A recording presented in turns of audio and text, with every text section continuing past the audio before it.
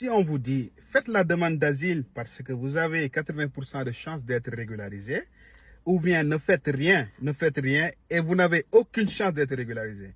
Donc, qu'est-ce que vous allez choisir? 80% de chances, évidemment. Mais beaucoup de gens ne le savent pas parce qu'ils pensent que si vous faites la demande d'asile, vous allez renoncer à beaucoup de choses et vous ne pourrez jamais avoir les documents. Si vous saignez, signalez, on va vous rapatrier, on va faire ceci, on va faire cela. Il faut savoir que la demande d'asile, c'est la protection que vous pouvez avoir pour éviter le rapatriement, pour éviter les procédures d'expulsion. Parce que c'est seulement ça qui vous permet de rester ici légalement en attendant que la commission ou bien le juge décide de votre sort. Je dis cela parce que ce matin, il y a une dame qui m'a appelé. Elle était vraiment inquiète parce qu'elle a dit en suivant mes vidéos, elle s'est donné le courage d'aller faire la demande d'asile officielle parce qu'elle est ici depuis 5 ans sans document de séjour valable. Donc, elle devait rencontrer son avocat aujourd'hui. Et il y a un de ses cousins qui lui a envoyé un message pour lui dire de faire très attention, de ne pas déposer l'asile politique, parce que sinon, si elle dépose l'asile politique, elle ne pourra plus avoir d'autres types de permis de séjour, etc., parce qu'il a entendu qu'on a dit que quelqu'un a affirmé sans savoir, etc., etc. Si vous faites la demande d'asile et qu'entre-temps, vous avez un enfant, vous pouvez demander le permis de séjour pour l'enfant qu'on appelle permesso di soggiorno per minoretta. C'est-à-dire, l'enfant là, c'est un mineur. Il a le droit d'avoir un permis de séjour per minoretta. Maintenant, sur ce permis de séjour per minoretta, la mère peut demander à avoir le permis de séjour per assistenza minori. C'est-à-dire, elle doit assister le mineur, c'est-à-dire son fils. Et c'est le tribunal.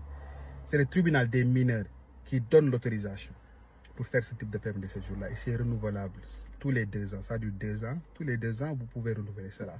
Il y a même certains qui disent qu'on peut convertir cela, mais moi, je dois le vérifier encore. Donc, c'est un permis qui pourrait être converti.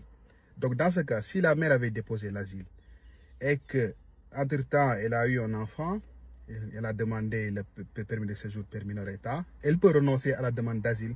C'est-à-dire, si tu renonces à la demande d'asile, ce n'est pas parce que tu le fais, on va te renvoyer dans ton pays. Non, on te donne la possibilité de renoncer à la demande d'asile. Tout le monde peut renoncer à la demande d'asile. Si vous faites la demande d'asile, vous n'êtes pas condamné à continuer cette procédure-là.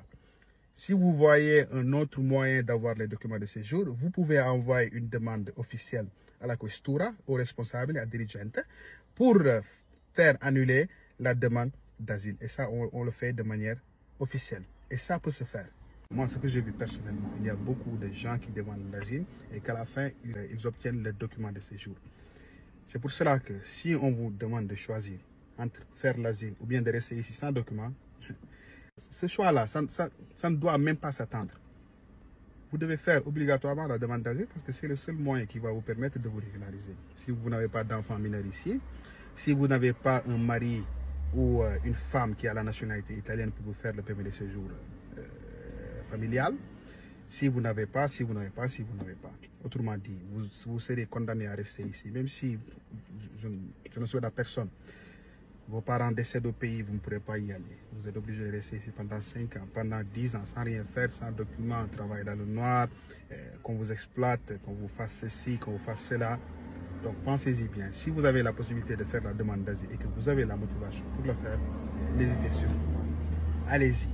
Faites la demande d'asile en espérant qu'on vous régularise. Donc, dans la majeure partie du temps, vous aurez les documents. Ce n'est pas assuré à 100%, il faut le préciser. Mais vous avez beaucoup de chances d'être régularisé. Et vous pourrez, dans tous les cas, annuler la demande d'asile si vous avez un autre moyen pour avoir un autre type de permis de séjour.